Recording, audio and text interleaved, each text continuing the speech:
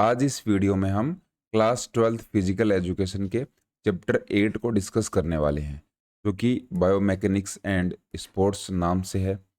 सभी बायोमैकेनिक्स और स्पोर्ट्स से रिलेटेड कंसेप्ट है वो इस वीडियो में हम देखने वाले हैं। एक ही वीडियो में आपका ये पूरा चैप्टर कंप्लीट हो जाएगा। शुरू करते हैं।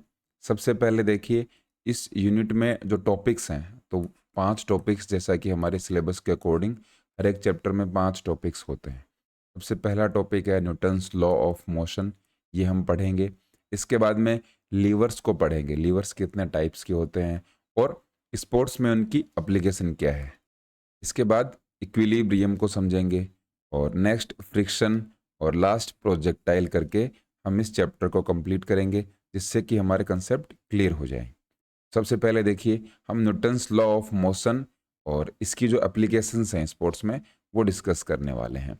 Isaac Newton's law of motion explains how object move. Newton's law of motion क्या एक्सप्लेन करता है? 3 लॉज दिए थे मोशन के ऊपर, कैसे ऑब्जेक्ट मूव करता है। They are fundamental in sports movement, क्योंकि स्पोर्ट्स की जब हम बात करते हैं तो उनके अंदर मूवमेंट्स तो जरूर होती है। मोशन तो होगा, मोशन होगा तो उसमें कुछ ना कुछ हमारे रूल्स काम करेंगे। उस तरीके से 3 लॉज दिए थे न्यूटन ने। न्यूटन्स के जो तीनों लॉज हैं उनको हम एक एक करके देखने वाले हैं। सबसे पहले अगर हम बात करें Newton's first law of motion, इसको क्या बोलते हैं? लॉ ऑफ इनर्शिया बोलते हैं। साइंस में आपने इन लॉज के बारे में पढ़ा भी होगा, तो आपके लिए थोड़ा सा इजी हो जाएगा इन लॉज को समझने में। ये लॉ क्या बोलता है? पहला नियम क्या बोलता है? An object at rest stage at rest. अगर कोई ऑब्जेक्ट रेस्ट पोजिशन में है, यहाँ पर आपके सामने एक ऑब्जेक्ट दिखाई दे रहा है, जब तक इसके ऊपर हम कोई एक्सटर्नल फोर्स नहीं लगाएंगे तब तक ये क्या रहेगा? स्टेडी पोजीशन में रहेगा, ये अपनी जगह से नहीं हिलेगा। इसीलिए इसको लॉ ऑफ इनर्शिया बोलते हैं। हर एक ऑब्जेक्ट अपनी पोजीशन में रहने की कोशिश करता है जब तक कि उस ऑब्जेक्ट के ऊपर कोई एक्सटर्नल फोर्स अप्लाई हम ना कर दें। यही Newton's first law of motion में बताया गया है। इसके अगर की पॉइंट्स की बात करें तो दे भी रखा है। स्टेशनरी ऑब्जेक्ट, स्टेशनरी ऑब्जेक्ट का मतलब ऐसा ऑब्जेक्ट जो एक जगह पर रखा हुआ है। Will not move unless something pushes और पुल्स इट। ये ऑब्जेक्ट वहाँ से नहीं हिलेगा जब तक हम उसको पुश और पुल ना कर दें। एग्जाम्पल की अगर बात करें, golf ball want move until A golfer hits it with A club. Club stick को बोलते हैं जिससे हम गोल्फ खेलते हैं। तो गोल्फ की बॉल या फिर कोई भी बॉल हो, हॉकी की बॉल है, क्रिकेट की बॉल है, वो बॉल अगर आपके सामने रखी हुई है, जब तक उसको हम हिट नहीं करेंगे वो बॉल वहीं की वहीं पर रहेगी, क्योंकि हमने उसके ऊपर अब एक्सटर्नल फोर्स लगा दिया है। फोर्स लगाने के बाद वो मूव करेगी। ऐसे ही दूसरा एग्जाम्पल दे रखा है, an object that is moving will keep moving at the same speed and in the same direction unless something slows it down और चेंजेस इट्स पाथ। कोई ऑब्जेक्ट अगर मूव कर रहा है, मान लीजिए ये बॉल है, ये इस साइड में लुढ़क कर जा रही है, तो वो तब तक मूव करती रहेगी कि जब तक उसके सामने ऐसा फोर्स ना आ जाए कि इसको वो रोक सके। तो अगर बॉल ग्राउंड पर मूव कर रही है तो उसमें फ्रिक्शन भी काम करेगा, नीचे की जो सरफेस है वो भी उसको रोकेगी।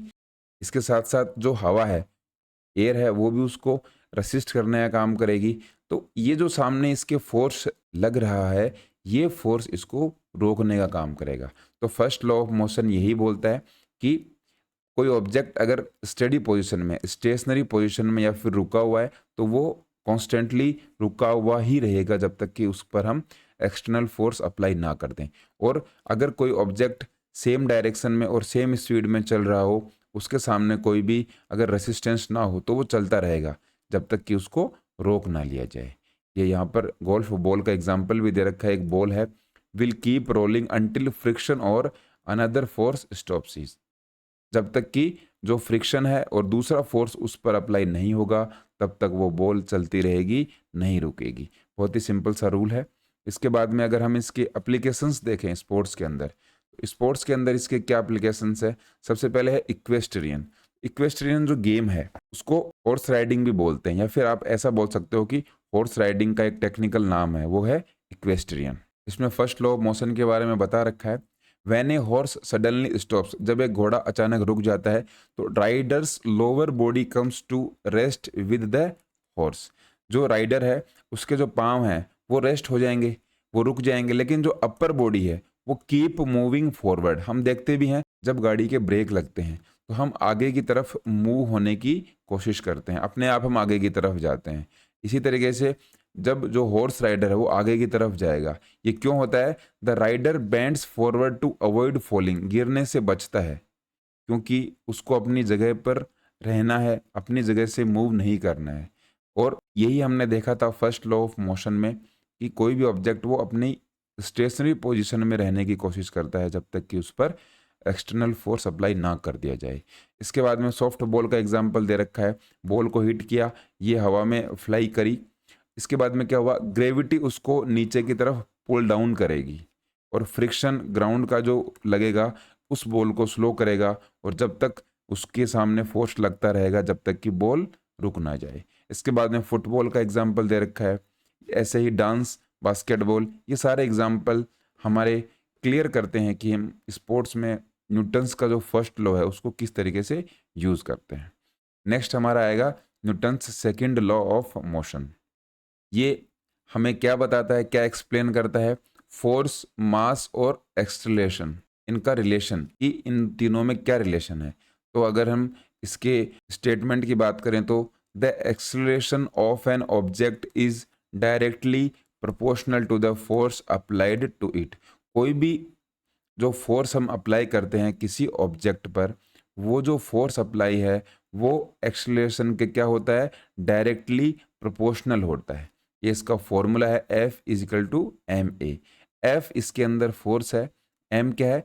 मास है, और ए है एक्सेलरेशन। एक्सेलरेशन होता है जब हम स्पीड को बढ़ाते हैं, उसको एक्सेलरेशन बोलते हैं।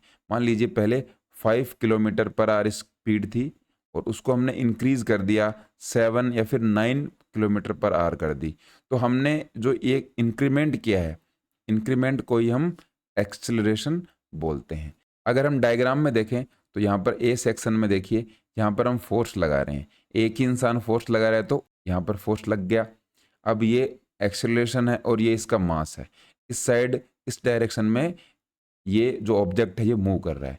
इसके बाद में अब क्या हुआ, हमने डबल फोर्स लगाया, तो डबल फोर्स लगाएंगे तो अब क्या होगा, एक्सेलरेशन भी डबल हो जाएगा, भले उसका मास डबल हो गया हो। यही हम देखते हैं, जब आप फोर्स को बढ़ाओगे तो आपका क्या हो जाएगा, एक्सेलरेशन भी बढ़ जाएगा। यहाँ पर फोर्स को हमने 2F कर दिया है तो आपका क्या हो गया, ये बढ़ गया। इसके बाद में क्या किया, हमने मास को डबल कर दिया, मास क्या हो गया, अब 2M मास हो गया है, 2M मास कर दिया हमने। अब क्या हो गया, हमने फोर्स को सिंगल रखा है, अब आपका क्या हो गया, एक्सेलरेशन आधा हो गया। यही हमने समझने की कोशिश की है। अगर आपका F बढ़ेगा तो आपका A भी बढ़ेगा। F मतलब जितनी आप ताकत लगाओगे एक्सेलरेशन भी उतना ही बढ़ेगा, और इसके साथ आपका जो मास है वो मल्टीप्लाई रहता है एक्सेलरेशन के साथ, क्योंकि मास तो हर एक ऑब्जेक्ट में हमें देखने को मिलता ही है। ये F equal to M A, second law of motion है न्यूटन्स का, उसका फॉर्मूला है, इसका आपको ध्यान रखना। इसके बारे में और समझने की अगर कोशिश करें तो if you apply more force to an object it will accelerate more quickly. यही हमने देखा है, अगर किसी ऑब्जेक्ट पर हम ज़्यादा फोर्स लगाएंगे तो वो ऑब्जेक्ट क्या करेगा, जल्दी मूव करेगा, मूव फास्टर और मूव क्विकली। उसकी क्या होगी, एक्सेलरेशन बढ़ जाएगी, वो एक्सेलरेट हो जाएगा।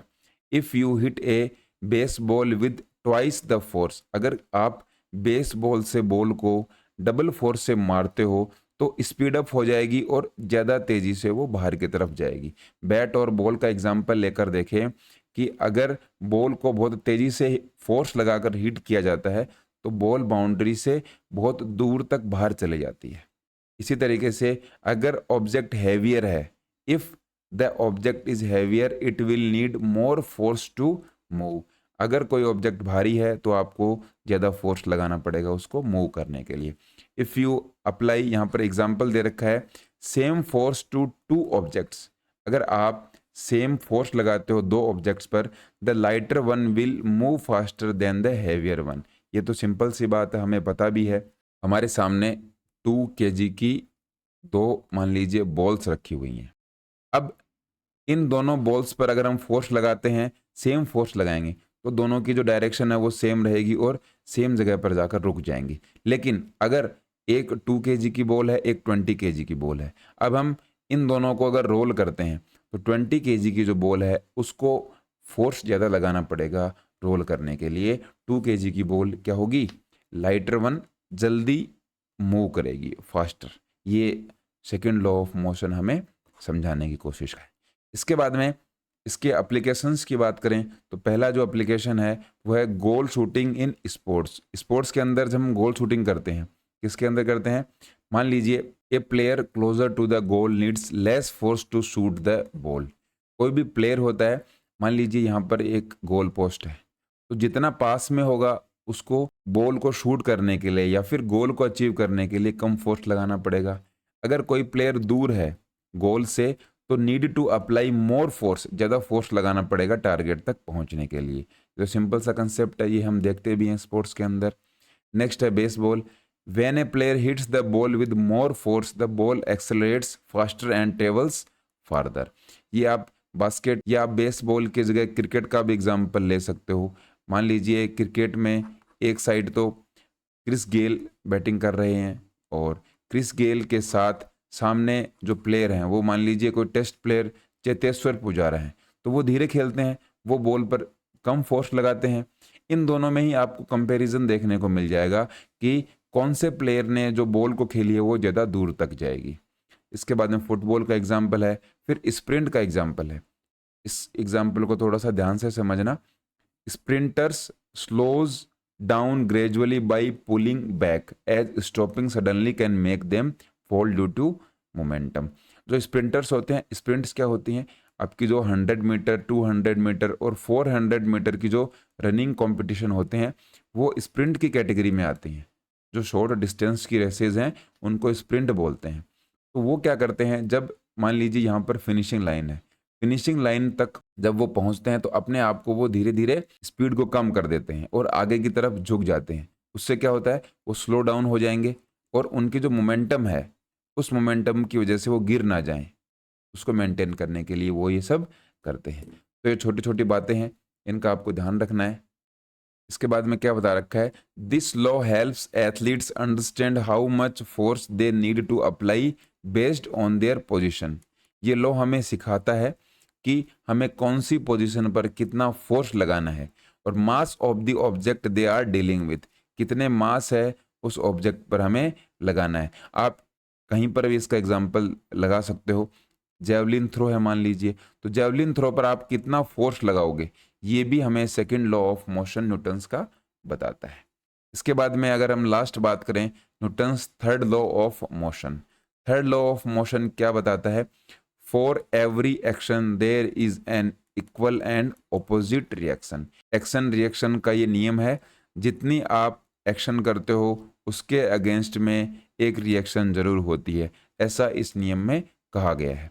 यहाँ पर एग्जाम्पल दे रखा है कि ये जो टेनिस रैकेट है इसके ऊपर टेनिस बॉल आई है और टेनिस बॉल आने के बाद उस बॉल को जब आप हिट करते हो तो ये तो हो गया एक्शन, जब बॉल आई और बॉल जब हिट करती है टेनिस रैकेट को वापस उसी डायरेक्शन में चले जाती है, वो हो गया रिएक्शन।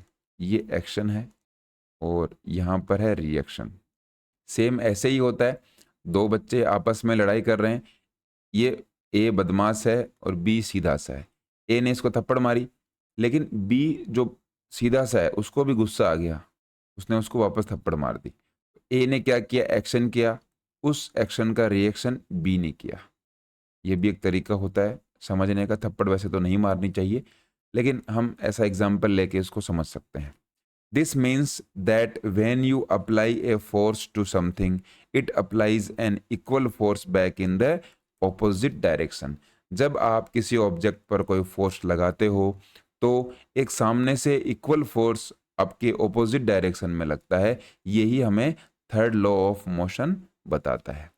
इसके बाद में अगर उसको और समझने की कोशिश करें तो whenever you push or pull on something, it pushes or pulls back with the same force. जब किसी ऑब्जेक्ट को आप पुश करते हो, पुल करते हो, तब क्या होता है, एक ऐसा फोर्स सामने से भी लग रहा होता है जो आपका पुल और पुश को अपोज करता हो, ऑपोजिट डायरेक्शन में वो फोर्स लग रहा हो। जैसे कि एग्जाम्पल दे रखा है, if you push on wall the wall pushes back with the same force. जितना आप दीवार पे धक्का लगाओगे, दीवार भी सामने से आपके उतना ही फोर्स लगाएगी। In sports the athlete typically exert the action force and the environment provides reaction force. अगर हम स्पोर्ट्स की बात करें तो कोई प्लेयर मान लो ग्राउंड में दौड़ रहा है, तो जब वो दौड़ेगा तो उसके सामने तो कोई फोर्स है ही नहीं, लेकिन आपस का जो इन्वायरमेंट है आसपास, एक तो एयर है, एयर का फ्रिक्शन लगेगा, फिर नीचे ग्राउंड है, ग्राउंड का भी फ्रिक्शन प्लेयर को लगता है। अगर वो स्विमिंग कर रहा हो तो वाटर का भी फ्रिक्शन लगता है, सामने से फोर्स लगेगा। जितनी बड़ी शिप है पानी के अंदर, वो जो शिप है उसको उतना ही ज़्यादा ताकत लगानी पड़ेगी उस पानी को हटाकर आगे की तरफ मूव करने के लिए। तो ये सिंपल सी छोटी छोटी बातें हैं थर्ड लॉ ऑफ मोशन को समझने के लिए। अगर हम इसके एप्लीकेशंस की बात करें तो हाई जंप में अगर हम देखें, शानदार एप्लीकेशन हमें देखने को मिलता है। एक एथलीट है, can jumper higher off a solid surface because the ground pushes back with as much as force as the athlete apply. अगर सरफेस सॉलिड है और किसी प्लेयर को हाई जंप करना हो तो सॉलिड सरफेस से जंप करेगा तो वो ज़्यादा जंप कर पाएगा। इसके कंपैरेटिवली अगर सॉफ्ट सरफेस है उससे अगर जंप करेगा, जैसे कि मिट्टी है, मिट्टी से जंप करेगा तो मिट्टी एब्जॉर्ब कर लेगी उस फोर्स को और पुश बैक नहीं कर पाएगी, क्योंकि उसका मिट्टी का जो पुश बैक है वो वीक है। तो they can't jump as high, high jump नहीं कर पाएंगे। अगर हम देखें कि मान लीजिए ये हाई जंप यहाँ से करना है और यहाँ पे ये हार्ड सरफेस है, कोई प्लेयर आया और यहाँ से जंप करके इसके ऊपर से कूद गया। अगर हार्ड सरफेस है तो अब जो हार्ड सरफेस है वो एब्जॉर्ब नहीं करेगी फोर्स को, लेकिन अगर मिट्टी रही तो मिट्टी नीचे एब्जॉर्ब कर लेगी और उतना ऊंचा जंप नहीं मार पाएंगे। उसका रीजन है कि जितनी आप ताकत लगाओगे सामने से भी उतनी ही ताकत आपको। स्प्रिंट में भी यही रहता है, sprinter pushes of the starting block. Starting block क्या होते हैं, जो स्प्रिंट रेसेज होती हैं 100 मीटर, 200 मीटर और 400 मीटर, इनमें क्या रहते हैं, ये मान लीजिए स्टार्टिंग लाइन है और यहाँ पर स्टार्टिंग ब्लॉक लगे रहते हैं, ऐसे ब्लॉक लगे रहते हैं, ये इस तरीके से इंक्लाइंड रहते हैं। एक पैर यहाँ पर रहता है खिलाड़ी का और एक पैर यहाँ पर सामने रहता है। जैसे ही गन शॉट का साउंड होता है प्लेयर यहाँ से भागते हैं, तो जितना ज़्यादा फोर्स वो यहाँ पर लगाएंगे वो उतना ही आगे की तरफ मूव करेंगे। ये यहाँ पर बताने की कोशिश करी गई है, स्विमिंग का हमने एग्जाम्पल देख ही लिया। This law explain how athletes use the forces around them to generate movement and propel themselves in sports. यही हमने देखा है कि जो खिलाड़ी हैं, जो एथलीट्स हैं, स्पोर्ट्स पर्सनस हैं, वो उस खेल में, उस गेम में कितना फोर्स लगाते हैं जिससे कि उनको हेल्प मिले। इसके बाद में 8.2 हम बात करते हैं लीवर की। न्यूटन्स के तीनों लॉज कंप्लीट हो गए हैं। लीवर के बारे में देखते हैं, लीवर्स क्या होते हैं। तो लीवर क्या है, rigid bar used to move a load by applying force. कोई भी जो फोर्स है उसको अप्लाई करने के लिए एक जो रिजिड बार है उसको हम लीवर बोलेंगे। कोई भी सामने आपके ऑब्जेक्ट पड़ा हुआ है, उस ऑब्जेक्ट को मूव करने के लिए हमें एक रिजिड बार की ज़रूरत पड़ती है। बार मतलब एक बहुत लंबी सी लकड़ी, आप समझ सकते हो, ये मान लीजिए बार है, इसकी ज़रूरत पड़ती है। उस ऑब्जेक्ट को मूव करने के लिए ये जो रिजिड बार की आपको नीड है उसी को हम क्या बोलेंगे, लीवर बोलते हैं। It acts like simple machine. Simple machine के जैसे ये होते हैं और एसेंशियल होते हैं ह्यूमन बॉडी के मूवमेंट के लिए। ह्यूमन बॉडी जब मूवमेंट करती है तो उसके लिए भी हमारे लीवर क्या है, एसेंशियल हैं, बहुत ज़्यादा ज़रूरी हैं। बॉडी के अंदर muscles provide the necessary force to move the bones which act as lever. अगर आपसे पूछें कि हमारी बॉडी के अंदर लीवर के जैसे कौन एक्ट करता है, तो वो करती हैं हमारी बोन्स, हमारी हड्डियां हैं, वो लीवर के जैसे एक्ट करती हैं। अगर आपको कोई पूछे कि हमारे शरीर के अंदर फोर्स कौन लगाता है, ताकत कहाँ से मिलती है, हमें एनर्जी कहाँ से मिलती है, तो आपकी जो मसल्स हैं वो एनर्जी प्रोवाइड करती हैं। उनसे क्या मिलती है, हमें एनर्जी मिलती है, ताकत मिलती है, और वो बोन्स के साथ में अटैच रहती हैं। तो बोन हमारी हो गई लीवर और ताकत का काम करती हैं मसल्स। तो अगर आपको पूछें बोन हमारी लीवर के जैसे एक्ट करेंगी और हमें कोई भी फोर्स लगाने के लिए या फिर मूव करने के लिए बोन्स हेल्प करते हैं। Muscles remain inactive until the nervous system tells them to move. ये पूरा एक मैकेनिज्म है, कैसे काम करते हैं। तो अगर इसको सिंपल शॉर्ट में देखने की कोशिश करें तो सबसे पहले आपका जो माइंड है वो सिग्नल देगा मसल्स को। मसल्स बोन के ऊपर अटैच रहती हैं, ये यहाँ पर मसल्स बोन के ऊपर अटैच हैं। आपको सिग्नल मिल गया, आपकी जो मसल्स हैं उनको सिग्नल मिला कि हमें इस काम को करना है। इस काम को करने के लिए मसल्स अब बोन से काम करवाएंगे, आपकी जो हड्डियां हैं उनसे काम कराएंगी। आपके सामने कोई सामान पड़ा हुआ है, उस सामान को उठाकर हम दूसरी जगह शिफ्ट करते हैं। ये पूरी एक प्रोसेस होती है। इस प्रोसेस के अंदर मसल्स ने आपको एनर्जी दी और आपके जो माइंड है, माइंड ने आपको कमांड दी। बोन जो आपकी हैं, बोन ने क्या किया, लीवर के जैसे एक्ट किया। इस तरीके से आप लीवर को समझ सकते हो। बहुत ही सिंपल तरीके से हमने समझने की कोशिश की है, और भी डिटेल में जब इस टॉपिक को हम कंप्लीट कर लेंगे तो आपके अच्छे से समझ में आ जाएगा। अगर हम कंपोनेंट्स की बात करें तो ये सबसे इंपॉर्टेंट है, कंपोनेंट्स ऑफ लीवर सिस्टम। आपको ये जो कंपोनेंट्स हैं ये मिलेंगे इस टॉपिक में आगे, इनको पहले ही हम समझ लेते हैं। सबसे पहले है लोड।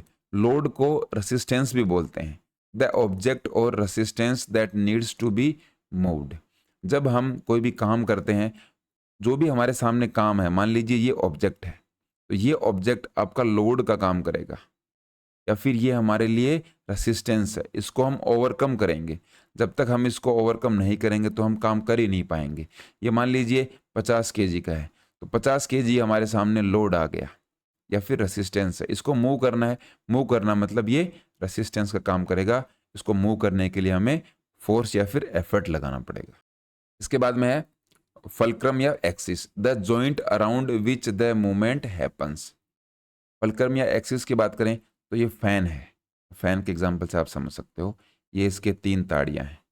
तो ये जो फैन है ये किससे अटैच है, आपने देखा होगा फैन के ऊपर ये लंबी सी एक रॉड लगी रहती है, ये रॉड एक्सिस का काम करती है। इस तरीके से आप इसको समझ सकते हो। या फिर अगर हम जॉइंट्स में देखें, जॉइंट में भी जो एक्सिस है, जहाँ से हमारा जो जॉइंट है वो जुड़ा हुआ है, जैसे कि ये जॉइंट है, और अब हमने मान लीजिए ये बॉल एंड सॉकेट जॉइंट है शोल्डर का, शोल्डर जॉइंट का ये एक्सिस हो गया। अब हाथ को हमने एक बार आगे कर लिया, ऊपर कर लिया, नीचे, पीछे, और हम पूरा इसको घुमाते हैं चारों तरफ। चारों तरफ घुमाते हैं, वो तो आपकी हो गई मूवमेंट। और बीच में ये जो जगह है इसको हम क्या बोलेंगे, क्योंकि आप किसी पॉइंट के अराउंड कोई मूवमेंट कर रहे हो, उस पॉइंट को ही हम एक्सिस बोलते हैं। इसके बाद में एफर्ट या फोर्स, फोर्स को आप एफर्ट भी बोलते हो। ये क्या होता है, muscular force used to move the load. ये हमने देखा था कि 50 केजी का हमारे सामने जो ऑब्जेक्ट है उसको हमें मूव करना है, उसको मूव करने के लिए हमें फोर्स लगाना पड़ेगा या फिर हमें कोई एफर्ट करने पड़ेंगे। वो हमारा लगता है मस्कुलर फोर्स से, हमारी जो मसल्स हैं उनसे हमें ताकत मिलती है। और लीवर को तो हमने देख ही लिया, the bones in our body that act as the levers. हमारी बॉडी के अंदर जो बोन्स हैं, जो हड्डियां हैं, वो लीवर के जैसे एक्ट करती हैं, या फिर हम उसको लीवर बोल सकते हैं। ये हमने देखा, लीवर को समझा, लीवर्स के जो कंपोनेंट्स हैं उनको देखा। अब हम टाइप्स ऑफ लीवर देखेंगे कि लीवर कितने टाइप के होते हैं। मेनली ये 3 टाइप्स के होते हैं, 3 टाइप के लीवर हम देखेंगे, और लोड, फल्क्रम और एफर्ट से ही हमने इनको डिवाइड कर रखा है। सबसे पहले अगर हम देखें फर्स्ट क्लास लीवर को, तो फर्स्ट क्लास लीवर और second class liver, third class lever, ये 3 टाइप के लीवर हैं। सिंपल इसको अगर याद करने की कोशिश आप करो तो FAR, FRA और RFA, इस तरीके से आप इनको याद कर लीजिए। ये फर्स्ट क्लास है, ये सेकंड क्लास है और ये थर्ड क्लास है। ये तीनों लीवर है, FAR, FRA और RFA। फर्स्ट क्लास लीवर के अंदर जो एक्सिस है वो बीच में रहेगी, एक साइड फोर्स रहेगा और दूसरी साइड क्या रहेगा, रेसिस्टेंस। सेकंड क्लास लीवर में एक साइड फोर्स है लेकिन इसमें बीच में रेसिस्टेंस आ जाएगा, और एक साइड में तो एक्सिस है ही। अब थर्ड क्लास में तीनों में से क्या बीच में नहीं आया, फोर्स बीच में नहीं आया, तो रेसिस्टेंस एक साइड, फोर्स बीच में और एक्सिस लास्ट में। इस तरीके से इन तीनों लीवर्स को हमने डिस्ट्रीब्यूट कर रखा है। अब हम सबसे पहले देखेंगे फर्स्ट क्लास लीवर। तो फर्स्ट क्लास लीवर में हमने देख लिया कि fulcrum is between the effort and load. ये देखिए फलक्रम को हम एक्सिस भी बोलते हैं, ये पीछे हमने देखा था, ये देखिए ये फलक्रम है और इसको हम एक्सिस भी बोलते हैं। दोनों नाम का ही आपको ध्यान में रखना है, दोनों नाम आपको एग्जाम में देखने को मिल सकते हैं। अगर आपको क्वेश्चन फलक्रम का पूछें तो वहाँ पर भी आप उसको एक्सिस मान के ही आंसर करना है। इसमें भी हमने ये देखा है, ये तीनों जो हमने लिखे हैं इस तरीके से, ये आपको इजी हो जाएगा समझ। इसमें एफर्ट और लोड के बीच में क्या आ गया, फलक्रम आ गया। जैसे कि सीसो होता है, सीसो एक जो झूला होता है, इसके बीच में यहाँ पर क्या होता है, एक्सिस होता है। एक साइड एक आदमी बैठता है और दूसरी साइड दूसरा आदमी बैठता है, ये होता है फर्स्ट क्लास लीवर। यहाँ पर इस डायग्राम में भी आप देख सकते हो, ये फोर्स नीचे से लगी और ये लोड ऊपर से आया, ये फलक्रम है। आप इसको ऐसे भी समझ सकते हो कि मान लीजिए ये सीसो है, यहाँ पे 50 केजी का एक आदमी बैठा है और यहाँ पे 60, तो इन दोनों के लिए एक लोड हो जाएगा और एक हमारा फोर्स हो जाएगा। या फिर आप इसको ऐसे समझ सकते हो, ये एक और एग्जांपल यहाँ पे दे रखा है, इसमें आप इसको समझिए। ये आपके सामने सीजर है, कैंची है, तो कैंची में लोड आपके सामने, ये जो पेज है इसको काटने में लोड लग रहा है। या फिर मान लीजिए कोई कपड़ा है, कपड़े को काटने में थोड़ी सी अगर हमें मेहनत लगती है तो उसको मान सकते हैं। ये तो हो गया एफर्ट। एफर्ट का मतलब आप फोर्स लगा रहे हो, यहाँ पर एक फिंगर गई आपकी और दूसरी फिंगर यहाँ पे अगर, इन दोनों फिंगर से आप जब फोर्स लगाते हो, बीच में आपकी क्या है, एक्सिस है, ये बीच में एक्सिस है और लास्ट में क्या है, लोड है या फिर रेसिस्टेंस है। यही तो हमने देखा था, सबसे पहले हमने फोर्स लगाया, बीच में एक्सिस है और लास्ट में क्या है, रेसिस्टेंस है या फिर क्या है, लोड है। यही फर्स्ट क्लास लीवर है। ये इस एग्जाम्पल से आप समझ सकते हो, इसके अंदर एक्सिस बीच में रहेगा। इसके बाद में है सेकंड क्लास लीवर। इसमें हमने देखा था कि फलक्रम और एफर्ट के बीच में लोड रहता है, फोर्स है, बीच में रेसिस्टेंस है जिसको हम लोड भी बोलते हैं, और लास्ट में क्या है, अब एक्सिस को आप फलक्रम भी बोल सकते हो, एफर्ट को आप फोर्स बोल सकते हो और रेसिस्टेंस को क्या बोल सकते हो, लोड बोल सकते हो। यहाँ पर आप देख सकते हो सेकंड क्लास जो लीवर है उसका अगर एग्जाम्पल देखें तो ये रहा उसका एग्जाम्पल। इससे पहले अगर फर्स्ट क्लास लीवर में और अगर देखना चाहो तो यहाँ पर देख सकते हो आप, if the fulcrum is closer to the load you need less force but have to apply it over a longer distance. अगर जो फलक्रम है, जो एक्सिस है, वो लोड के पास में है तो आपको कम फोर्स लगाना पड़ेगा, लेकिन अगर दूर है, डिस्टेंस ज़्यादा है, तो ज़्यादा फोर्स लगाना पड़ेगा। इसको कैसे समझोगे, मान लीजिए ये फलक्रम है, ये यहाँ पर पास में होता और आपको इस साइड से फोर्स लगाना है, कम फोर्स लगाना पड़ता, लेकिन मान ली यहाँ पर दूर है, यहाँ पर होता और इस साइड से आप फोर्स लगा रहे हो और आपके सामने क्या है, लोड है, तो आपको ज़्यादा फोर्स लगाना पड़ेगा। ये समझाने की कोशिश करी गई है। If the fulcrum is closer to the effort more force is required. अगर जो फलक्रम है ये पास है एफर्ट के तो हमें ज़्यादा फोर्स लगाना पड़ता है, but you gain speed and a great range of motion. लेकिन आपको स्पीड मिलेगी और ज़्यादा रेंज ऑफ मोशन मिलेगा उसका। यही हमने देखा भी है, एक बार इसको क्लियर करके अगर समझें, एक्सिस है वो एफर्ट के नज़दीक हो, मान लीजिए आप यहाँ से फोर्स लगा रहे हो, ये एक्सिस हम इस साइड शिफ्ट कर लेते हैं, यहाँ पे लोड है तो यहाँ पर मान लीजिए ये एक्सिस हो गई, यहाँ पर एक्सिस होने के बाद अब आपको फोर्स ज़्यादा लगाना पड़ेगा। आप इसका एग्जाम्पल भी देख सकते हो, जहाँ कहीं भी एक्सिस नज़दीक है आपको ज़्यादा फोर्स लगाना पड़ता है, but you gain speed and a great range of motion. लेकिन आपको स्पीड मिल जाएगी। इसके उलट अगर आपका एक्सिस दूर है, यहाँ पर देखिए दे रखा है fulcrum is closer to the load, या तो वो लोड के पास में है या फिर आप ऐसा बोल सकते हो कि आप जो फोर्स लगा रहे हो, जो आप एफर्ट लगा रहे हो उससे दूर है। यहाँ पर अगर हम एक्सिस को शिफ्ट कर लेते हैं, अब क्या होगा, आपको फोर्स कम लगाना पड़ेगा। ये फर्स्ट क्लास लीवर हमें बताए। वापस आते हैं हम सेकंड क्लास लीवर पर, जहाँ हम देख रहे थे। इसमें देखिए थोड़ा सा फर्क है, इसमें एक्सिस आपके लास्ट में है। एक्सिस कहाँ पर है, लास्ट में है, उसमें एक्सिस बीच में आ रही थी। ये देखिए ये एक्सिस बीच में है, इसमें हम एक्सिस लास्ट में लेंगे सेकंड क्लास लीवर में। तो एक्सिस लास्ट में है, बीच में लोड आएगा और एक साइड से आप फोर्स लगा रहे हो। इसमें देखिए क्या है, the force arm where the effort is applied, जहां से आप फोर्स लगा रहे हो is longer than the resistance arm where the force load, this means you can lift a heavy load with less force. ये जो बात यहाँ पर बोली गई है इसको हम यहाँ पर समझ सकते हैं।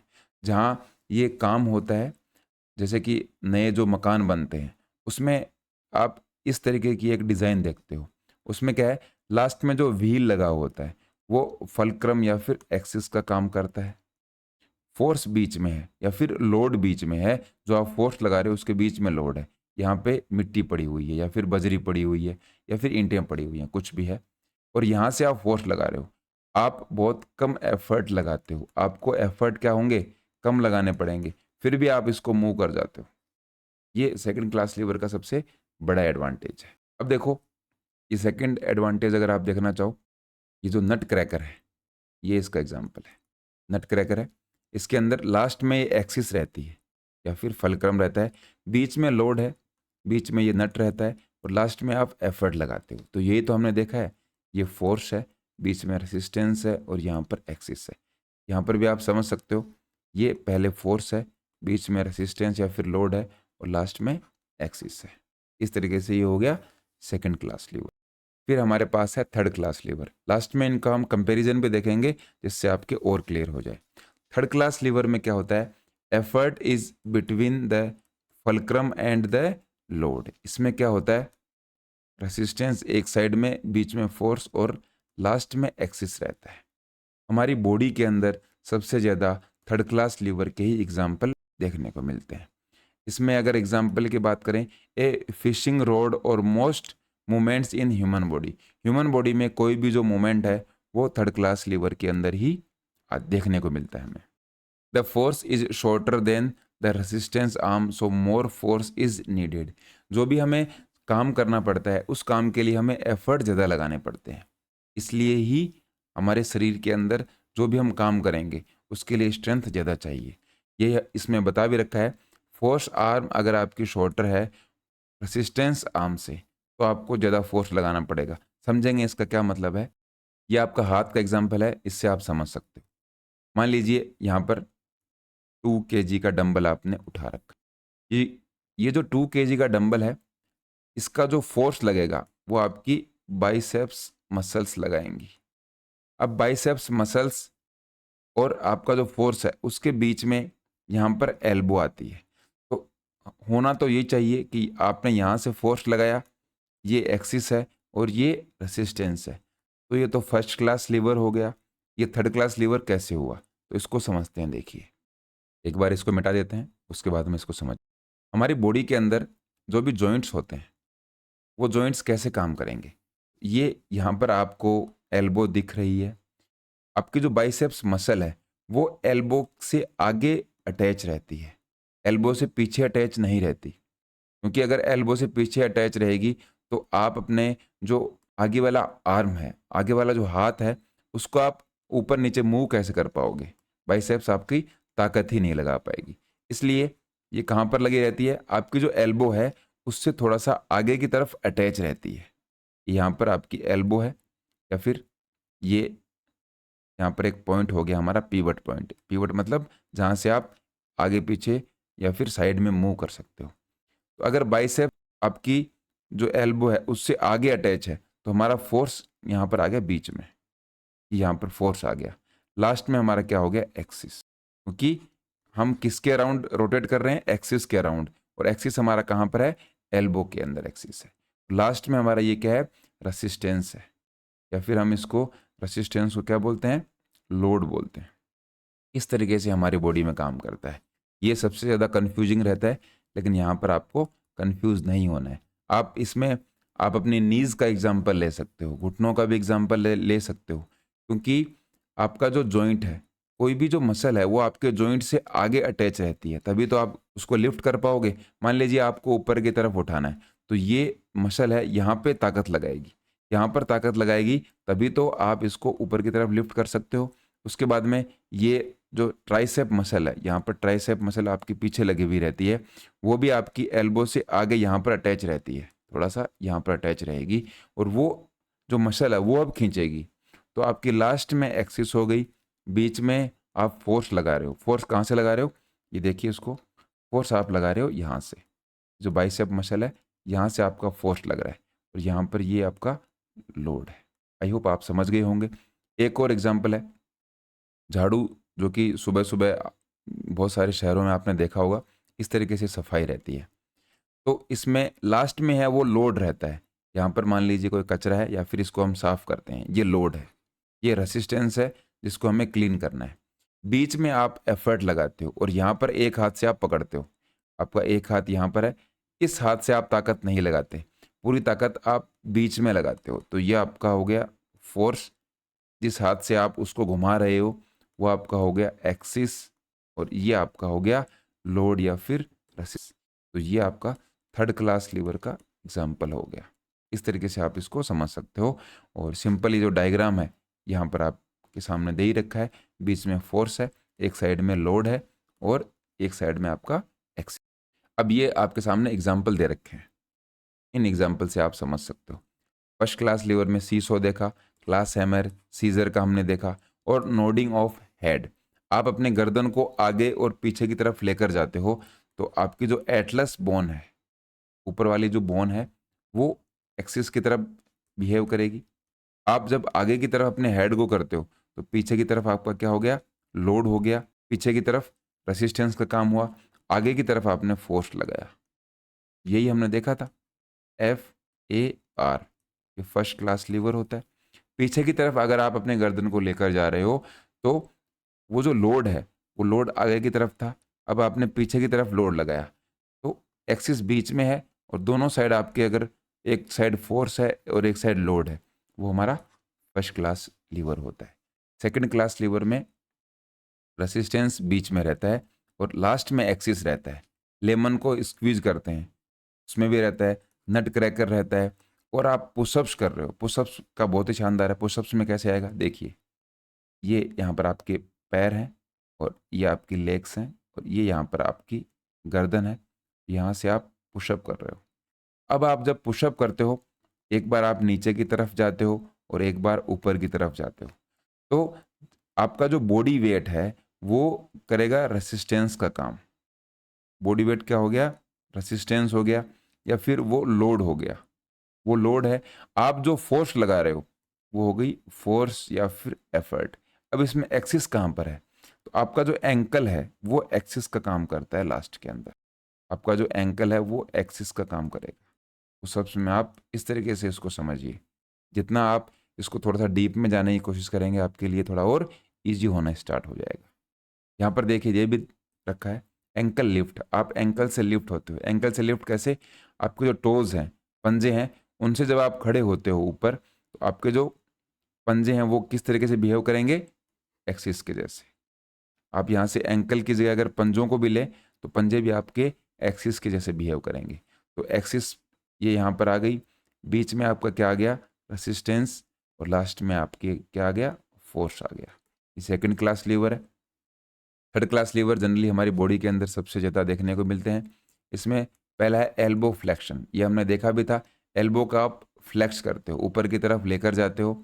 और रोविंग, रोविंग जो गेम होता है उसके अंदर, फिर फिशिंग रोड हमने देख लिया था। और नी फ्लेक्शन, नी फ्लेक्शन और एल्बो फ्लेक्शन दोनों ही एक जैसे हैं। नी फ्लेक्शन में घुटना एक्सिस का काम करेगा और एल्बो फ्लेक्शन में आपकी जो एल्बो है वो एक्सिस का काम करती है। और फिशिंग रोड तो इस तरीके से ऐसे ही होते हैं, फिशिंग रोड भी, जैसा कि ये झाड़ू है जिससे कि बड़े स्तर पर हमें सफाई देखने को मिलती है। तो इस तरीके से हमने तीनों लीवर्स को समझने की कोशिश की है। आई होप आपके समझ में आ गए होंगे। नहीं आए हैं तो वीडियो को आप दोबारा देख सकते हो, आपके कंसेप्ट क्लियर हो जाएंगे। इसके बाद में है levers and their application in sports. जो लीवर हैं उनकी स्पोर्ट्स में क्या एप्लीकेशन है। In human body lever system is build for speed and range of movement. Speed और रेंज ऑफ मूवमेंट के लिए लीवर सिस्टम को बिल्ड किया गया, या फिर इसको हम देखते हैं rather than producing a lot of force. ज़्यादा फोर्स लगाने के लिए हम लीवर सिस्टम को नहीं पढ़ते हैं, हमें स्पीड और रेंज ऑफ मूवमेंट या फिर फ्लेक्सिबिलिटी की अगर हम बात करें उसके लिए हम लीवर को स्टडी करते हैं। Our muscles need to work harder to move because the lever in our bodies often have short force arm. हमारी बॉडी के अंदर हमें ज़्यादा फोर्स लगाना पड़ता है, ज़्यादा ताकत लगानी पड़ती है, क्योंकि हमारे पास शॉर्ट फोर्स आर्म है। ताकत लगाने वाली जो आर्म है वो शॉर्ट है। उससे क्या होगा, हमें फोर्स ज़्यादा लगाना पड़ेगा, और रेसिस्टेंस आर्म हमारे पास लंबी है, या फिर शॉर्ट आर्म है और ज़्यादा रेसिस्टेंस है, या फिर हमारे सामने जो लोड है वो लॉन्ग है। इसका एग्जाम्पल हमने एल्बो फ्लेक्शन में देखा था। फॉर एग्जाम्पल यहाँ पे दे भी रखा है, the biceps force arm is only 1 to 2 inches and the tricep force arm is less than 1 inch। यहाँ पर दे भी रखा है। थोड़ा सा इसके अंदर जो डिफरेंस है वही हमें ज़्यादा फोर्स लगाने के लिए पुश करता है। When performing sports skill the body uses multiple lever. बहुत सारे लीवर्स, हम जब मोमेंट में होते हैं तो बहुत सारे लीवर्स काम करते हैं। Throwing A ball involve movement from shoulder. जब किसी बॉल को हम थ्रो करते हैं तो जो मूवमेंट है वो हमारे शोल्डर, एल्बो और रिस्ट से होता हुआ कई सारे लीवर इसके अंदर हमारे काम करते हैं। अगर हम लॉन्ग लीवर की बात करें तो वो पावर के लिए काम में आते हैं, और जो शॉर्ट लीवर्स हैं वो स्पीड के लिए काम में आते हैं। ये आपके लिए इम्पोर्टेंट है। लॉन्ग लीवर्स में ज़्यादा पावर मिलेगी और शॉर्ट लीवर्स में हमें स्पीड ज़्यादा मिलेगी, मूवमेंट फास्ट होंगे। जैसा कि हम देख सकते हैं गोल्फ के अंदर जब हम फोर्स लगाते हैं तो उसके अंदर ज़्यादा फोर्स हमें देखने को मिलती है, लेकिन जब फास्ट मूवमेंट की बात करें, जैसे कि हमें स्प्रिंट लगानी है, थ्रो करना है, उसके अंदर हमारे जो शॉर्ट लीवर्स हैं वो ज़्यादा बेनिफिशियल होते हैं। एग्जाम्पल अगर हम देखें लीवर के स्पोर्ट्स के अंदर, तो आपका जो क्रिकेट बैट है वो सेकंड क्लास लीवर का एग्जाम्पल है। कैसे है? सेकंड क्लास लीवर के अंदर क्या है, एक साइड फोर्स है, बीच में रेसिस्टेंस और लास्ट में एक्सिस है। आपने, अगर आप राइट हैंडर हो तो आपने जो लेफ्ट हैंड ऊपर से पकड़ रखा है वो एक्सिस का काम करेगा। बीच में लोड है, जब आप उस बैट को घुमाते हो या फिर बॉल को खेलते हो वो आपका रेसिस्टेंस है, और लास्ट में क्या है, फोर्स आप लगाते हो।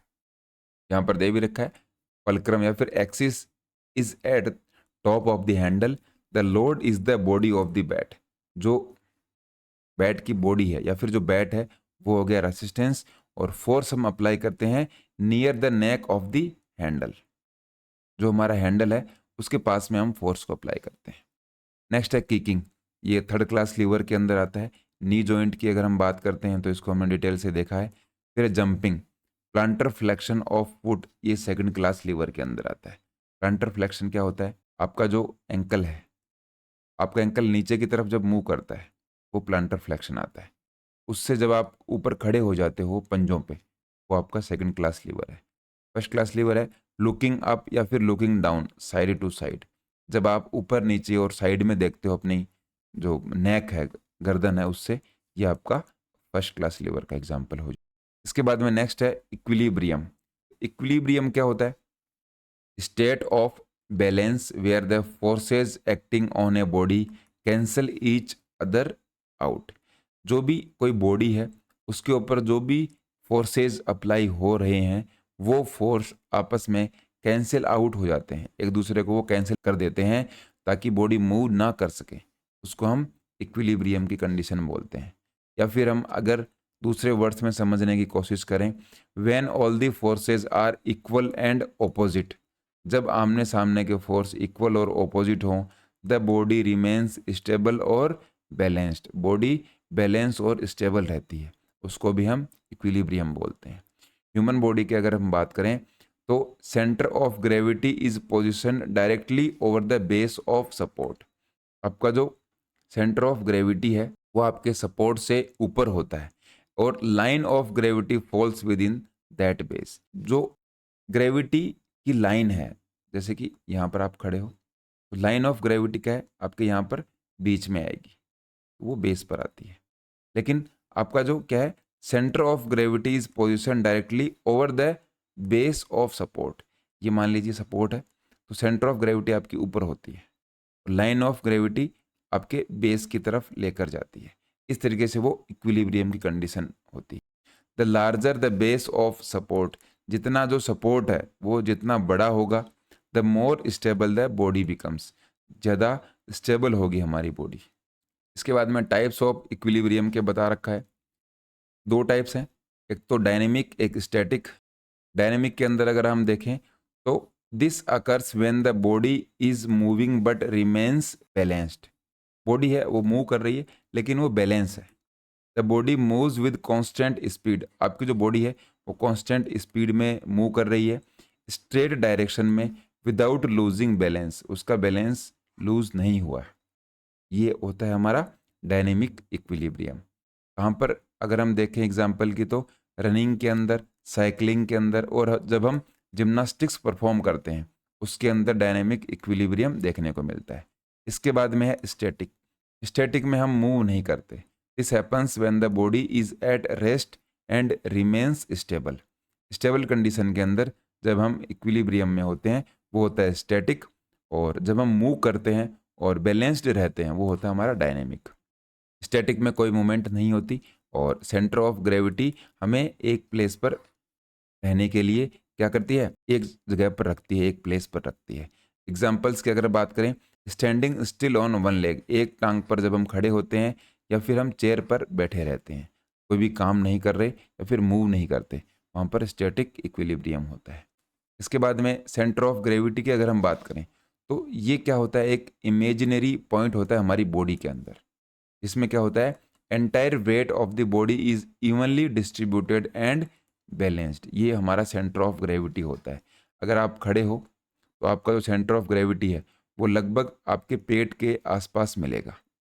अगर आप बेंड होते हो तो सेंटर ऑफ ग्रेविटी आगे पीछे की तरफ मूव होना स्टार्ट हो जाता है। इसके बाद में अगर हम देखें, centre of gravity changes during different movements. अलग अलग जब आप मूवमेंट्स करते हो तो आपका सेंटर ऑफ ग्रेविटी मूव करना भी शुरू कर देता है, क्योंकि वो आपको स्टेबल रखने की कोशिश करेगा। जैसे कि आपने अपने हाथ को ऊपर किया और जंप किया तो आपका सेंटर ऑफ ग्रेविटी ऊपर नीचे मूव करता है। Location of the centre of gravity ये आपकी जो बॉडी शेप है उसके ऊपर डिपेंड करेगा, और आपकी बॉडी का जो मास डिस्ट्रीब्यूशन है उसके ऊपर डिपेंड करता है। जैसे कि फीमेल्स का जो सेंटर ऑफ ग्रेविटी है वो ज़्यादा स्टेबल माना गया है कंपेरेटिव टू मेल। फीमेल का सेंटर ऑफ ग्रेविटी लो होता है, मेल का सेंटर ऑफ ग्रेविटी थोड़ा सा ऊपर होता है। इसके बाद में अगर हम देखें, movement changes centre of gravity. The centre of gravity moves depending on body position and motion. ये हमने देख लिया, आपका जो सेंटर ऑफ ग्रेविटी है जैसे आप मूव करते हो उसके अकॉर्डिंग चेंज होता रहता है। आपकी जो बॉडी शेप है और साइज है उसके ऊपर भी हमारा सेंटर ऑफ ग्रेविटी डिपेंड करता है। सेंटर ऑफ ग्रेविटी तो आप समझ गए होंगे, आपकी जो बॉडी है, आपकी बॉडी का एक ऐसा सेंटर जिसके ऊपर आप अपनी बॉडी को स्टेबल या फिर इक्विलिब्रियम की कंडीशन में रख पाते हो, वो आपका जो सेंटर पॉइंट है उसको सेंटर ऑफ ग्रेविटी बोलते हैं। अगर आपका सेंटर ऑफ ग्रेविटी सही नहीं है तो आप स्टेबल या फिर खड़े नहीं रह पाओगे। ग्रेविटी का मतलब ग्रेविटेशनल फोर्स है जो आपको नीचे की तरफ खींचता है।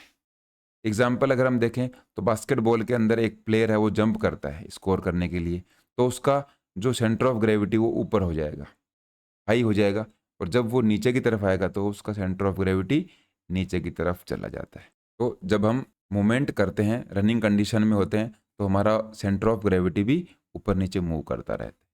इसके बाद में सेंटर ऑफ ग्रेविटी के अगर स्पोर्ट्स में एप्लीकेशंस की बात करें तो सबसे पहला है इम्प्रूविंग स्टेबिलिटी। ये क्या करता है, हमें स्टेबिलिटी देने का काम करता है ताकि हम गिरे नहीं, स्टेबल रहें। बैलेंस को मेंटेन करने का काम करता है, इससे हमारे मूवमेंट फास्ट हो जाते हैं। इसके बाद में जो फोर्स हैं उनको रेसिस्ट करने का काम आता है। लिफ्ट और कैरिंग करने का काम आता है। कोई भी सामान हम उठाते हैं उनको लिफ्ट हम करते हैं और उस टाइम पर हम गिरे नहीं, और बैलेंस बनाने का काम भी सेंटर ऑफ ग्रेविटी से होता है स्पोर्ट्स के अंदर। इसके बाद में नेक्स्ट हम देखेंगे फ्रिक्शन। फ्रिक्शन हमारे स्पोर्ट्स में किस तरीके से यूज़ में आता है, बहुत ही इंपॉर्टेंट है। फ्रिक्शन क्या एक फोर्स है जो किसके बीच में लगता है, दो सरफेस के बीच में लगता है और जो आपस में कांटेक्ट कर रही हूँ। ओपोज द मोमेंट, कोई भी जब हम मूवमेंट करते हैं उस मूवमेंट के सामने लगने वाला फोर्स जो उस मूवमेंट को करने से हमें रोकता है उसको हम फ्रिक्शन बोलते हैं। It plays a very important role in sports. Sports में ये बहुत इंपॉर्टेंट भी है। अगर फ्रिक्शन नहीं होगा तो हम बहुत सारे मूवमेंट तो कर ही नहीं पाएंगे, फ्रिक्शन ज़रूरी भी है। The bigger the contact area between two surfaces greater the friction. जितना कॉन्टैक्ट एरिया दो सरफेस के बीच में ज़्यादा होगा आपको उतना ही ज़्यादा फ्रिक्शन लगाना पड़ेगा। इसका अगर एग्जांपल देखें तो ये एक बहुत लंबी सी संदूक है, पेटी है एक, और इसकी लेंथ मान लीजिए 6 फीट है। एक और लंबी आपके सामने इस तरीके से संदूक रखी गई है, वो 2 फीट की है। इन दोनों को जब आप सरकाओगे या फिर खिसकाओगे, पुल करोगे, पुश करोगे, उसके अंदर 6 फीट जो लॉन्ग संदूक है, पेटी है या फिर जो बॉक्स है, उसको पुश या पुल करने में आपको ज़्यादा फोर्स लगाना पड़ेगा, क्योंकि इसका कॉन्टैक्ट एरिया ज़्यादा है और इसी तरीके से या फिर इसी वजह से इसका फ्रिक्शन भी बढ़ जाता है। अब हम टाइप्स की बात करें फ्रिक्शन की, तो ये 3 टाइप का है, स्टैटिक, डायनेमिक और फ्लूइड। सबसे पहले अगर हम बात करें स्टैटिक का, this type of friction happens when two objects are in contact. 2 object हैं, वो कॉन्टैक्ट में हैं, लेकिन इन दोनों के बीच में अगर कोई भी मूवमेंट नहीं है, उस समय उस टाइम पर जो फ्रिक्शन काम करता है वो स्टैटिक फ्रिक्शन होता है। एग्जाम्पल से अगर देखें, एक टेनिस बॉल है, वो स्टेशनरी कंडीशन में है ग्राउंड के ऊपर, जब तक कि उसके ऊपर कोई फोर्स अप्लाई नहीं किया जाता। आप बैठे हो, खड़े हो, कोई बॉल रखी हुई है, कोई भी ऑब्जेक्ट जो रनिंग कंडीशन में या फिर मूवमेंट नहीं कर रहा, वो जो उस ऑब्जेक्ट के ऊपर क्या होगा, स्टैटिक फ्रिक्शन लगता है। डायनेमिक में आप कोई ना कोई मूवमेंट करते हो, यहाँ पर दे भी रखा है, that oppose movement when one surface is sliding over another. एक जो सरफेस है वो तो स्टेडी है, लेकिन उसके ऊपर दूसरी सरफेस कोई मूवमेंट कर रही है, वहाँ पर डायनेमिक फ्रिक्शन लगेगा। अब डायनेमिक फ्रिक्शन को भी हमने 2 टाइप से डिवाइड कर रखा है, एक है स्लाइडिंग और दूसरा है रोलिंग। अगर स्लाइडिंग और रोलिंग की बात करें, तो सबसे पहले अगर स्लाइडिंग है, ये 2 सरफेस एक दूसरे के ऊपर स्लाइड करती हैं। आइस स्केटिंग इसका एक सिंपल सा एग्जांपल है, या फिर हमने एक बॉक्स का एग्जांपल देखा था। अब उस बॉक्स को हम स्लाइड कर रहे हैं, उसको हम सरका रहे हैं, पुश कर रहे हैं, फिर पुल कर रहे हैं, ये स्लाइडिंग फ्रिक्शन का एग्जांपल हो गया। सेकंड है रोलिंग फ्रिक्शन। रोलिंग में कोई ऑब्जेक्ट है वो रोल कर रहा हो, रोल ज़्यादातर क्या है, गोल चीज़ है वो रोल करती है। दूसरा rolling friction, when an object rolls over a surface. यहाँ पर ये ग्राउंड है और ग्राउंड पर मान लीजिए फुटबॉल है, वो रोल कर रही है, ये एग्जांपल हो गया रोलिंग फ्रिक्शन का।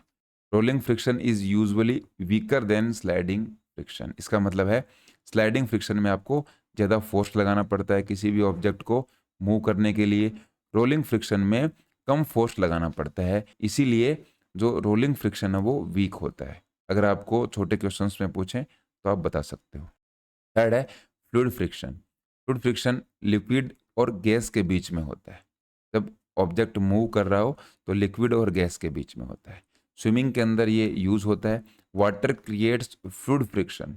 जब हम पानी के अंदर या फिर स्विमिंग करते हैं, उस टाइम पर जो फ्रिक्शन हमें सामने से फोर्स लगता है उसको फ्लूइड फ्रिक्शन बोलते हैं। और हमारा जो स्विमिंग का पैटर्न है, स्विमर क्या हो जाता है, स्लो डाउन हो जाता है, उसकी स्पीड है वो स्लो हो जाएगी फ्लूइड फ्रिक्शन की वजह से। इसके बाद में यहाँ पर दे भी रखा है स्लाइडिंग फ्रिक्शन में, देखिए ये स्लाइड कर रहे हैं, ये नीचे सरफेस है और ऊपर ये 2 लोग हैं, ये स्लाइड कर रहे हैं नीचे की तरफ, ये स्लाइडिंग फ्रिक्शन हो गया। स्टैटिक में क्या है, एक यहाँ पर दीवार है, ये वॉल है, वॉल पे फोर्स लग रहा है लेकिन कोई मूवमेंट नहीं हो रहा, ये स्टैटिक फ्रिक्शन है। ये फ्लूइड फ्रिक्शन है। फ्लूइड फ्रिक्शन में आप देख सकते हो, ये जो डॉगी है क्या कर रहा है, स्विम कर रहा है। और ये रोलिंग फ्रिक्शन है जिसके अंदर साइकिल हो गई, साइकिल के टायर हैं वो रोल करते रहते हैं, और यहाँ पर भी नीचे जो टायर हैं वो लगा रखे हैं, रोल कर रहे हैं। रोलिंग फ्रिक्शन इस तरीके से काम कर। एक और एग्जांपल है, यहाँ पर आप देख सकते हो, ये स्टैटिक। स्टैटिक मतलब ये जो फुटबॉल है ये एक जगह पर रखी हुई है, और रोलिंग में जो स्केटिंग हो रही है नीचे टायर लगा रखे हैं, ये हमारा रोलिंग फ्रिक्शन। स्लाइडिंग में हम स्लाइड करते हैं और फ्लूइड फ्रिक्शन में हम स्विमिंग करते हैं। इसके बाद में फ्रिक्शन और स्पोर्ट्स की अगर हम बात करें, वो कहाँ पर होता है, तो स्पोर्ट्स के अंदर ये नेसेसरी एविल है, मतलब इसकी हमें नीड है। ये बुरा है, गलत है, अच्छा नहीं है, लेकिन ये एसेंशियल भी है, इसकी हमें ज़रूरत है। इसके बिना हम बहुत सारी जो एक्टिविटीज़ हैं उनको नहीं कर पाएंगे। क्यों? Because it can either help और हर्ट परफॉर्मेंस। ये हेल्प भी करता है लेकिन परफॉर्मेंस को इफेक्ट भी करता है। जैसे कि cycling, roller skating, skiing, too much friction, बहुत ज़्यादा फ्रिक्शन होता है। हम जो कोई भी मूवमेंट करते हैं वो मूवमेंट हमारी हार्ड हो जाती हैं, और एथलीट्स हैं उनको ज़्यादा काम करना पड़ता है। लेकिन फिर भी फ्रिक्शन तो होता है। अगर हम और कोई भी स्पोर्ट्स की बात करें, जैसे कि फुटबॉल है, रनिंग है, हॉकी है, इनके अंदर फ्रिक्शन कम होता है। लेकिन साइकिलिंग है, रोलिंग स्केटिंग, इनके अंदर हमें फ्रिक्शन ज़्यादा देखने को मिलता है। जो एथलीट्स हैं वो रनिंग, हॉकी, इनमें क्या करते हैं, स्पाइक वाले शूज़ पहनते हैं। ऐसे शूज़ पहनते हैं जिनके नीचे कील लगी हुई रहती हैं। इसलिए फ्रिक्शन को इंक्रीज करने के लिए, अब फ्रिक्शन को इंक्रीज क्यों करना है, ताकि उनकी ग्रिप अच्छी बन सके ग्राउंड के अंदर। ग्रिप अगर उनकी अच्छी बनेगी तो वो इजीली मूव कर पाएंगे। वेट लिफ्टर और जिम्नास्ट भी करते हैं, वो चौक पाउडर को यूज़ करते हैं ताकि वो अच्छे तरीके से बाहर है उसको ग्रिप कर सकें, स्लिप ना हो, ताकि क्या हो, फ्रिक्शन उनका बढ़ जाए। बैडमिंटन और स्क्वैश के जो प्लेयर हैं वो भी ग्रिपिंग टेप्स का यूज़ करते हैं अपने रैकेट्स के अंदर। जब वो रैकेट्स को पकड़ते हैं तो ऐसे रैकेट्स का यूज़ करते हैं ताकि वो रैकेट को वो ग्रिप कर पाएँ, अच्छे तरीके से पकड़ पाएँ। अगर उनके हाथ में पसीना आता है तो वो टॉवल से उसको साफ कर लेते हैं। ये सब क्यों होता है, फ्रिक्शन को इंक्रीज करने के लिए। अगर फ्रिक्शन इंक्रीज होगा तो उससे क्या होगी, उनकी परफॉर्मेंस इंप्रूव होगी। और परफॉर्मेंस इंप्रूव क्यों होगी, क्योंकि फ्रिक्शन की वजह से अब वो स्लिप नहीं कर रहे, उनके हाथ से वो स्लिप नहीं कर रहे। इसलिए स्पोर्ट्स में फ्रिक्शन बहुत ज़्यादा ज़रूरी भी है। मेथड्स क्या हैं फ्रिक्शन को रिड्यूस करने के लिए, तो रेगुलरली आप पॉलिश करते रहिए। जो भी आप इक्विपमेंट यूज़ कर रहे हो स्पोर्ट्स का, उसको रेगुलर हम अगर हम पॉलिश करते हैं तो वो स्मूथ हो जाएगा, जिससे क्या है, फ्रिक्शन कम हो जाएगा। लुब्रिकेशन, ऑयलिंग हमें रेगुलर या फिर ग्रीसिंग करती रहना चाहिए, जिससे क्या है, हमारा लुब्रिकेट होने से जो सरफेस है वो स्लिपरी हो जाएगी और फ्रिक्शन रिड्यूस हो जाएगा। मटेरियल का जो हमारा चॉइस है वो अच्छा होना चाहिए, इसके अंदर क्या हो, फ्रिक्शन कम हो। Streamlining, making the shape of an object smoother reduce air friction. ऐसी हम एरोडायनेमिक शेप देंगे ताकि एयर का फ्रिक्शन कम से कम हो। नेक्स्ट है बॉल बेयरिंग। बॉल बेयरिंग का हम बाईसाइकिल्स में यूज़ करते हैं ताकि हमें रोलिंग फ्रिक्शन मिले। और रोलिंग फ्रिक्शन क्या होता है, थोड़ा सा वीक होता है, हमारे लिए ईजी हो जाता है। शूज़ और स्पाइक्स का हम यूज़ करते हैं इंक्रीज, इसके लिए, फ्रिक्शन को बढ़ाने के लिए। और इसके बाद में स्पेशल इक्विपमेंट्स हैं, साइकिलिस्ट हैं वो पॉइंटेड हेलमेट का यूज़ करते हैं, बॉडी फिटेड क्लॉथ्स का यूज़ करते हैं, bend forward to reduce air friction. ये सारे फ्रिक्शन को रिड्यूस करने के लिए मेथड्स हैं। जैसे कि वो पॉइंटेड हेलमेट्स पहनते हैं जिससे कि एरोडायनेमिक शेप मिले उनको, और हवा है वो उनके सर पे सीधी ना लगे, वो हवा इस तरीके से निकले ताकि उनको फ्रिक्शन कम से कम लगे हवा का। बॉडी फिटेड वो कपड़े पहनते हैं ताकि उनको फ्रिक्शन कम मिले हवा का। इसी तरीके से स्विमर्स हैं वो कैप पहनते हैं, गॉगल्स पहनते हैं, और बॉडी सूट उनका ऐसा रहता है, एकदम बॉडी के चिपका हुआ रहता है, जिससे कि वाटर फ्रिक्शन कम से कम हो। ये सिंपल से मेथड्स हैं फ्रिक्शन को रिड्यूस। और लास्ट हमारा टॉपिक है प्रोजेक्टाइल इन स्पोर्ट्स। प्रोजेक्टाइल क्या है, ये देखिए, ये यहाँ पर आपके सामने जो डायग्राम है, इस तरीके से ये जो आपको दिखाई दे रहा है, ये है प्रोजेक्टाइल मोशन। इसी को हम समझेंगे। Projectile is anything that is throne, कुछ भी जो फेंका जाता है, किक किया जाता है, या फिर लॉन्च किया जाता है हवा के अंदर, वो एक प्रोजेक्टाइल है। ये इसकी सिंपल सी डेफिनेशन है। इसके अंदर क्या क्या ऑब्जेक्ट्स इंक्लूड होते हैं, जैसे कि बॉल को हमने फेंका, जेवलिन थ्रो किया, डिस्कस थ्रो किया, इवन एथलीट्स इन लॉन्ग और हाई जंप। लॉन्ग और हाई जंप में भी इस तरीके से एथलीट जब कूदते हैं उसको भी हम प्रोजेक्टाइल बोलते हैं। Once in the air the projectile follows a curved path. ये जो कर्व का पाथ है, ये कर्व्ड पाथ है, इसको हम पैराबोला बोलते हैं।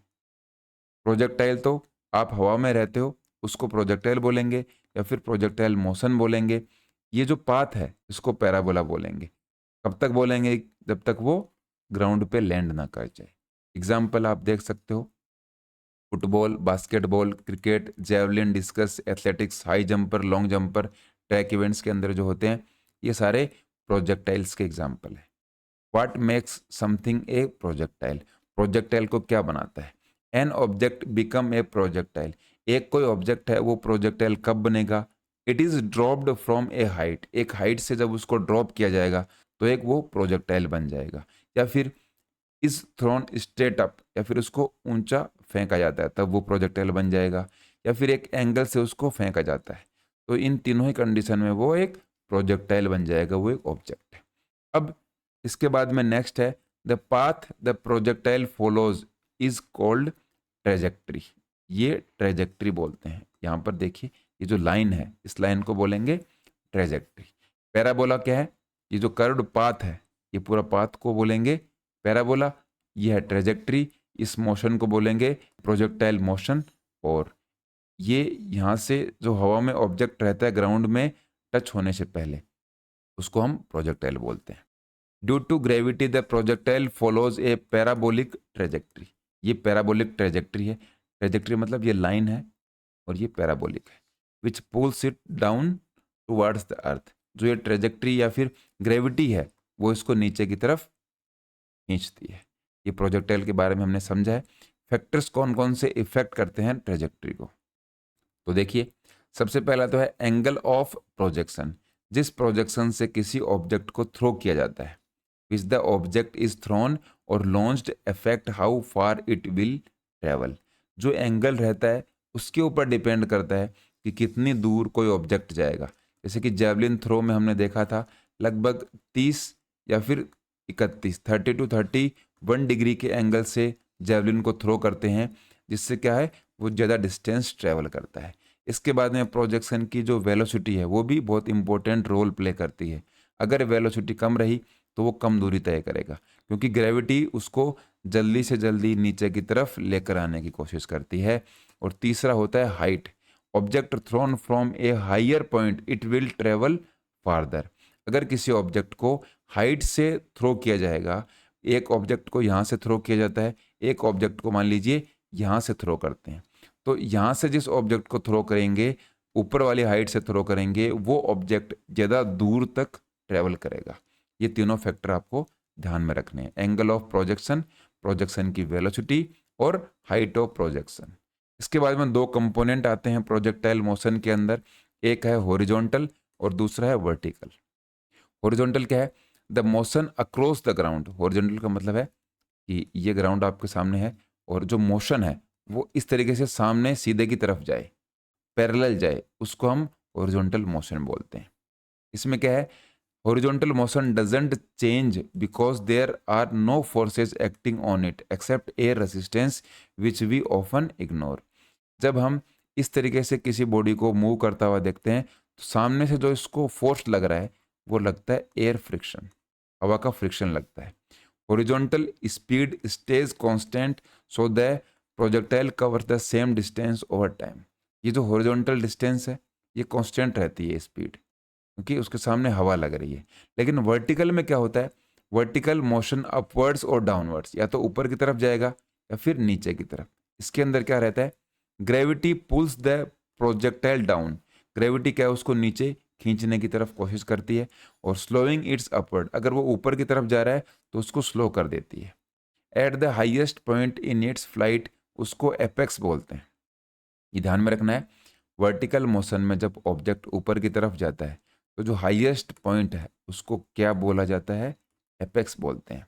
Vertical speeds become zero before the projectile starts falling back. एक पॉइंट ऐसा आएगा कि कोई ऑब्जेक्ट मान लीजिए ऊपर की तरफ जा रहा है, एक पॉइंट पर वो स्पीड क्या हो जाएगी? जीरो हो जाएगी। उसके बाद में वो वापस नीचे की तरफ आना स्टार्ट हो जाएगा। इस तरीके से इनको समझ सकते हैं।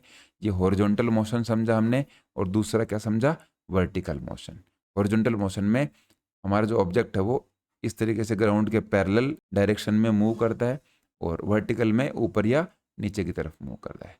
इस तरीके से हमने प्रोजेक्टाइल को समझा, लीवर को समझा, फ्रिक्शन को देखा, न्यूटन्स के लॉ देखे। इसी के साथ हमारा जो 8th चैप्टर है वो कंप्लीट होता है। बेसिक कंसेप्ट हमने इसके समझ लिए हैं। अगर ये वीडियो आप देख लेते हो तो एग्ज़ाम में आप इजीली अच्छा स्कोर कर पाओगे। फिलहाल इस वीडियो में इतना ही। जय हिंद।